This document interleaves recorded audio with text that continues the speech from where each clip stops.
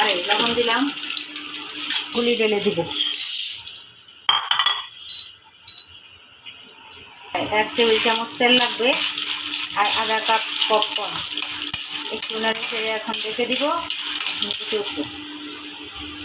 পপকর্নগুলো বেশি আঁচ দিয়ে ওই পপকর্নগুলো দিতে হবে। তারপরে আবার আঁচটা কমিয়ে ঢেকে দিলেই দেখো সবগুলি ফুটবে। দেখুন এখনো ফুটতেছে, কতগুলি হয়েছে। আঁচটা কমাই দিলাম, এখন আবার ঢেকে দিচ্ছি, আবার ফুটে।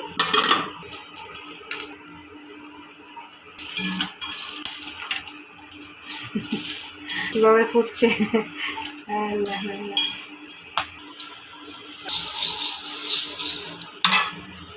হয়ে গেল আমার পপকর্ন। ভিডিওটি যদি ভালো লাগে লাইক, কমেন্ট, সাবস্ক্রাইব করবেন। ধন্যবাদ।